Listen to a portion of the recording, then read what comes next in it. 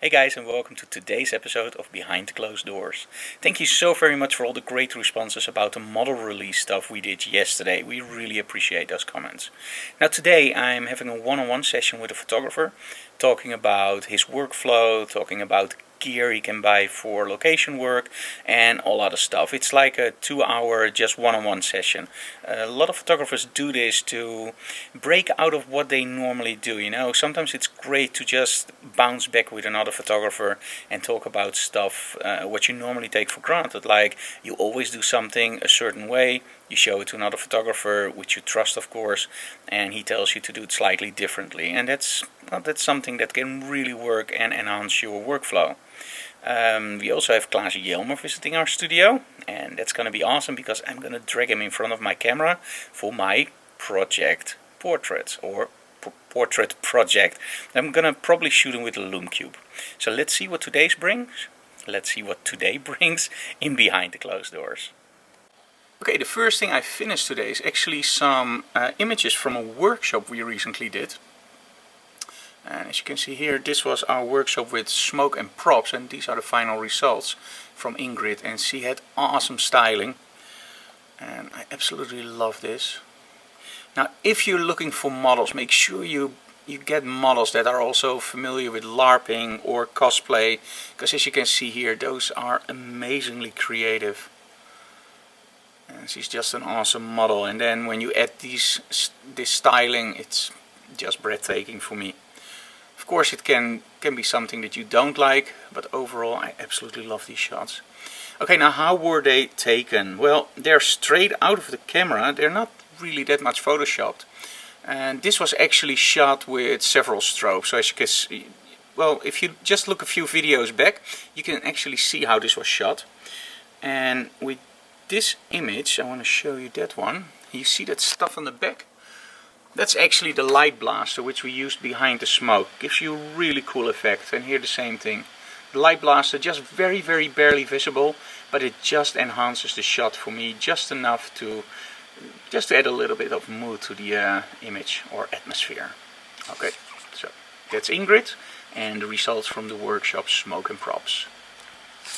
Okay, now a lot of people ask me about my setup in the studio and if I like how I have my setup now, and I'm going to show you the setup and I'm going to explain to you how I use it. We've done this before, but a lot of people don't watch every episode, so a little bit of repetition is never a wrong thing, I think.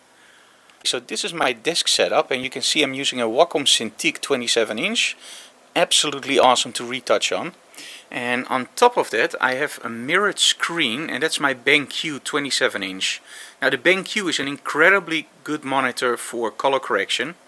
So I use that monitor actually in mirrored mode for color correction, and all my retouching I do on the Wacom Cintiq. And I've set it up like this, and I really like this. Now some people have the Cintiq a little bit more up, and somehow I don't like that, so I have it a little bit more angled down. So make sure if you buy a Cintiq you actually get this stand, because it's not cheap, but it's incredibly well crafted, and I really like the way that you can move the Cintiq any way you want. And the third monitor you can see there, that's actually the monitor I always watch some Discovery or National Geographic on. Because, as mentioned before, I don't really like listening to music during retouching, but I love having something just playing. And I hardly take notice of it, but somehow it just eases me into my workflow. But, you know, everybody has a different workflow. Okay, and here we have the images from Klaas Jelmer shot with the Loom Cube. I have the Loom Cube here on the back. There's no other light source in the picture, so it's just the Loom Cube. Here we do the same thing, but I have the Loom Cube angled a little bit above him, aiming down like this. Let me see if you can see my hand like this. So it's aiming down at the model. And finally we have the black and white version of that. Okay, now a lot of people ask me Lightroom or Capture One, Lightroom or Capture One, which one do you use, or something else. In all honesty, Capture One is awesome for tethered shooting. It's great, it's very fast, it's stable as can be, and as a raw converter I think it's amazing. But my images live in Lightroom, and that's where I store all my images, where I use smart albums, etc. So I can't live without Lightroom. It's a great product, and very soon, by the way, the iPhone 7, it will support Lightroom DNG mode on the camera from the iPhone. So that's really cool, but I want to talk about that a little bit later. So let's see what we do after we retouch the images. Okay, so straight after I retouch the images, I copy them to the folders where they're supposed to be. So in my case, this is the hard drive retouched images called bewerkte foto's, and you can see the years. This is the Loomcube shot from Klaas Jelmer. And what I did is I retouched Ingrid, but the images aren't in her folder yet. So if I browse to her folder, you can see that the images aren't in there yet. These are the ones I shot during the workshop with the Loomcube. So the original images aren't in there. But they are on the location. Now, of course, you can go into File, Import, and all that stuff. But that's way too much work. What you can better do is just go to the folder and click your right mouse button and just simply say Synchronize Folder. Now, if you synchronize folder, it will immediately find the images I just copy to that folder, and now you will get the import dialog, so it works a little bit faster. And just make sure that you use add and not move. So make sure you use add, and that's about it, and then import. And there we go. And now all the images will appear here. Now, why Lightroom? Well, all the images that I really like this one, I will actually give a keyword called slideshow. And now it's added to my smart album called Slideshow. So now I have those images in my favorites. So Lightroom, amazing tool to keep your library totally organized and to find some stuff back really fast. But Capture One, great raw converter and tailored software solution. Okay, and now it's time to update my portfolio. So I actually go to my Slideshow Studio FD. And now I can go to the final images I imported, these, and I can actually select them all. And I can do that while I'm talking to you guys, and then export. And I will show you very quickly what I do. File, I'm only going to do one now, File, Export. And I actually created a recipe called Client, which I use for everything online. And that's actually JPEG, quality 60, sRGB, and just store it on my desktop in the folder Client. So I'm going to do this for all the shots and then update them, and I'm going to show you where in a moment. Okay, let's talk a little bit about the tips I'm giving during Behind the Closed Doors. Officially, Behind the Closed Doors isn't really supposed to be a tip episode. It's behind the closed doors, literally. So although I'm giving tips, please don't judge me on them. If we really see a good tip during what I do, I will actually record a show called Quite Frankly. Now those tips are very differently recorded. They're recorded with 4K cameras, actually often two cameras, two angles. I'm using screen capture software and professional audio. This is just me and a camera. But sometimes I just think it's nice to give those little tips in between, and you guys seem to appreciate it.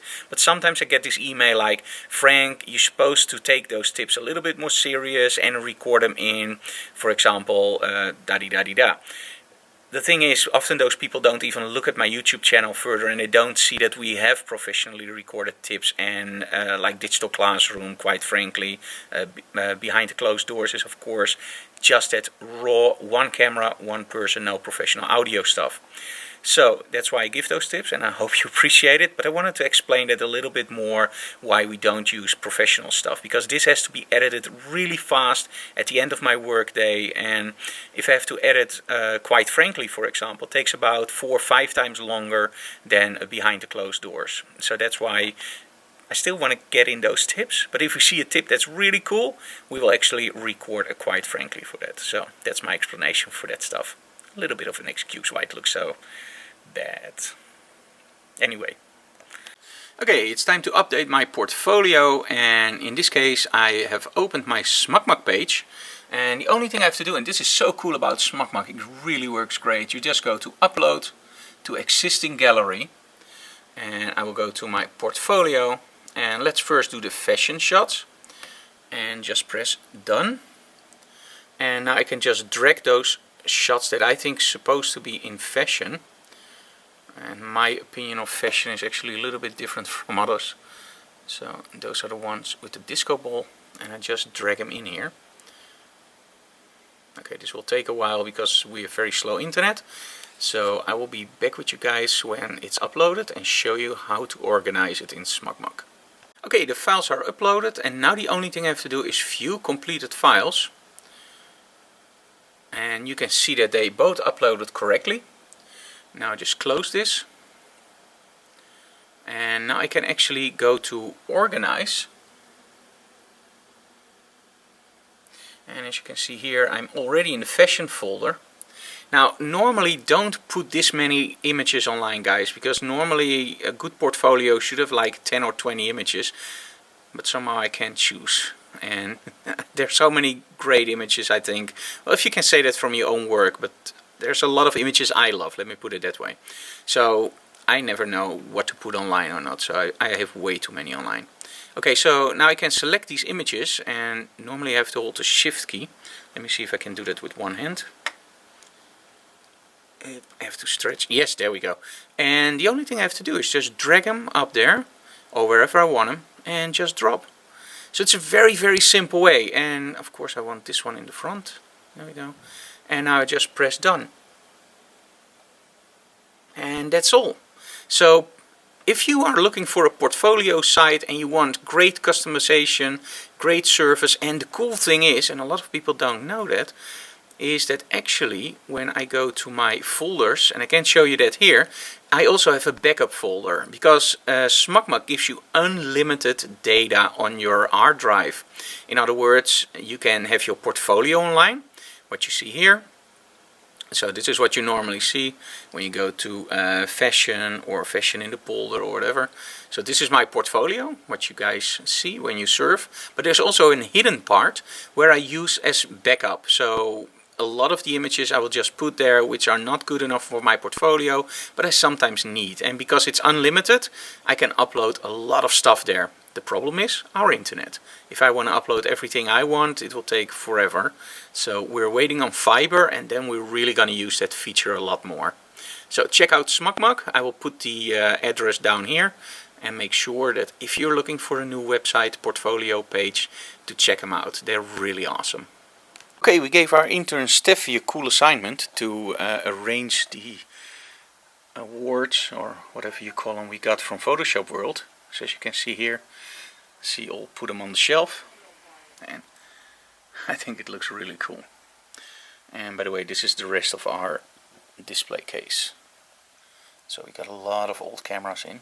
I just love analog photography. So we still do a lot of analog photography when I have the time. I do my own developing, color and black and white. But anyway, this is the new top shelf with all the stuff we get from Photoshop World.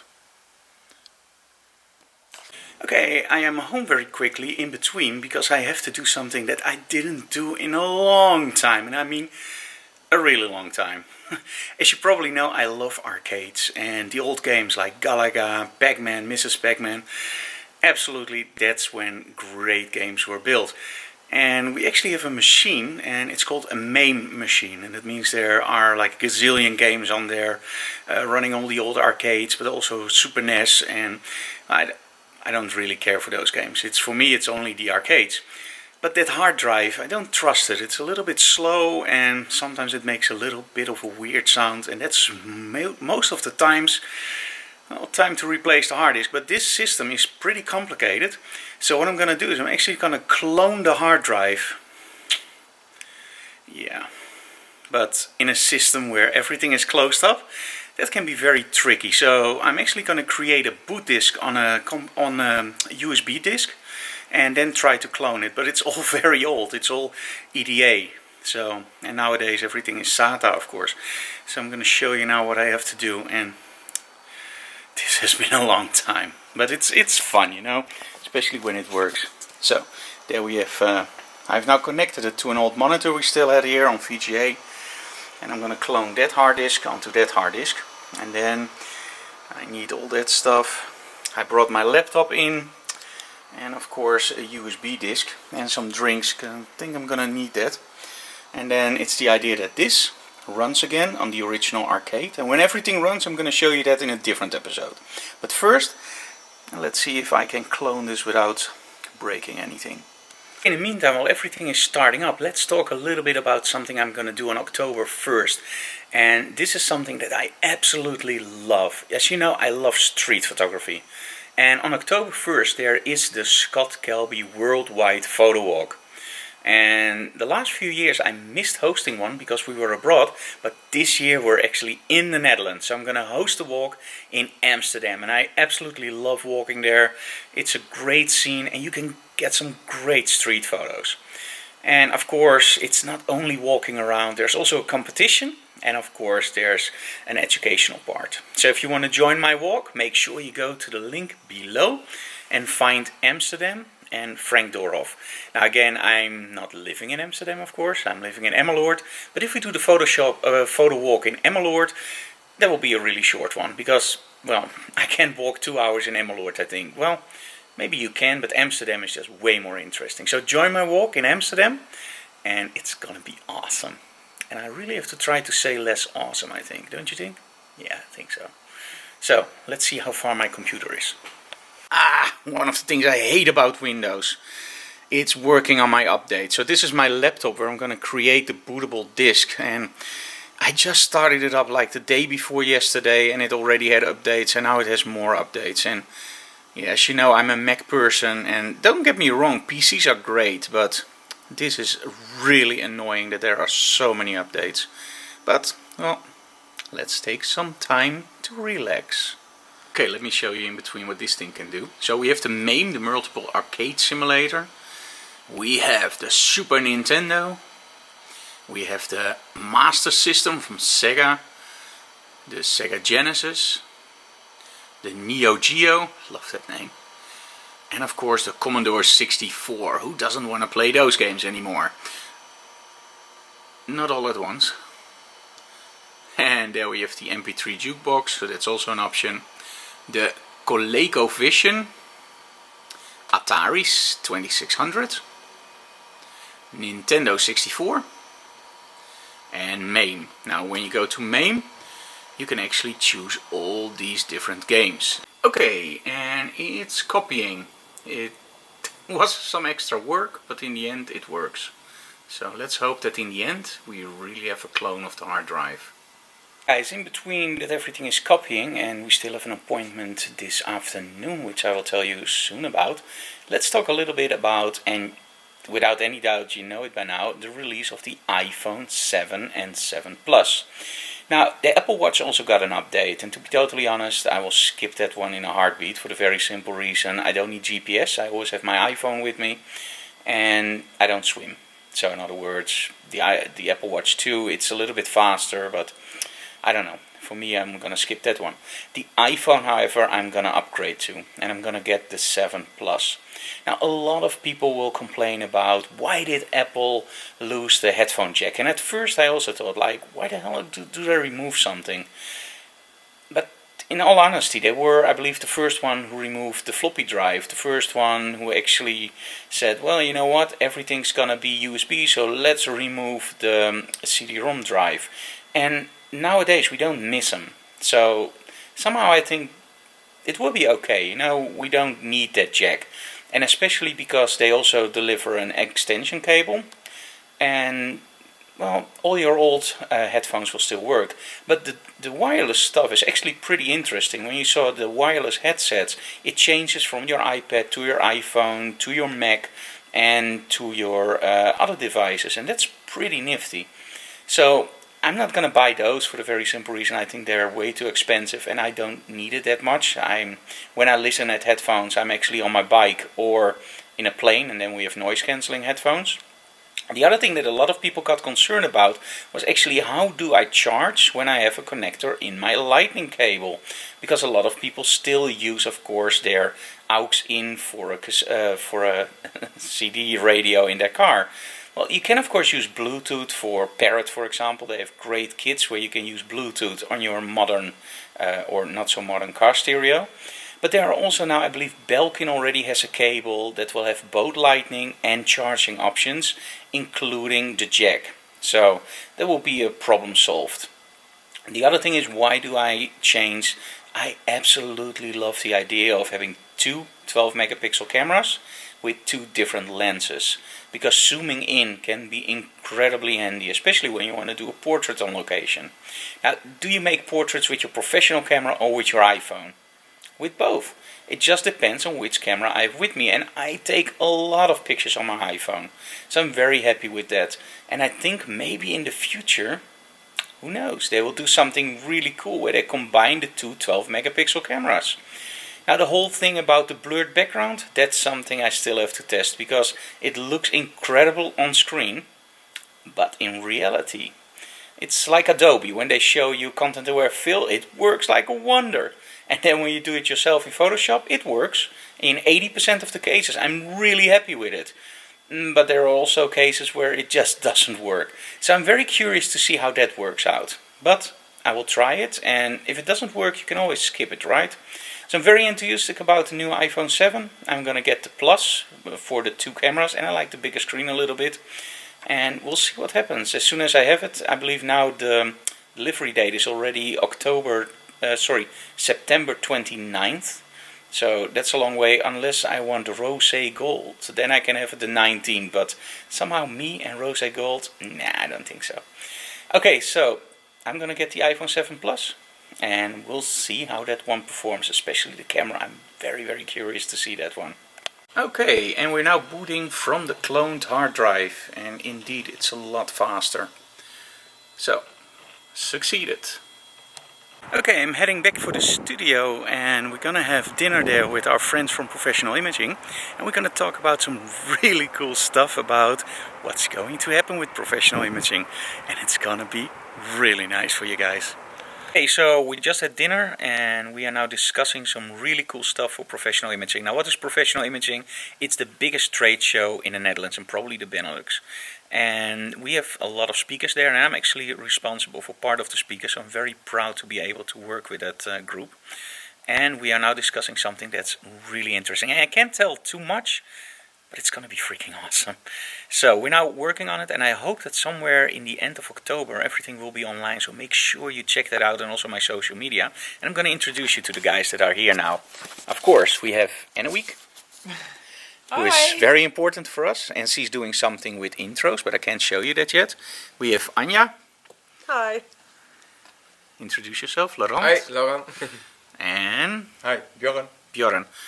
So, what do you do normally at Professional Imaging, Bjorn? You're responsible for? Alles wat te maken heeft met IT. Everything responsible with IT. IT. And Laurent? The websites and IT also. And Anja? The head office. The head office. Okay, cool. So, and the rest we can't show you guys, so I have to turn the camera down. I'm so very sorry. And by the way, this was Behind the Closed Doors for today. I hope you enjoyed this episode, and see you next time.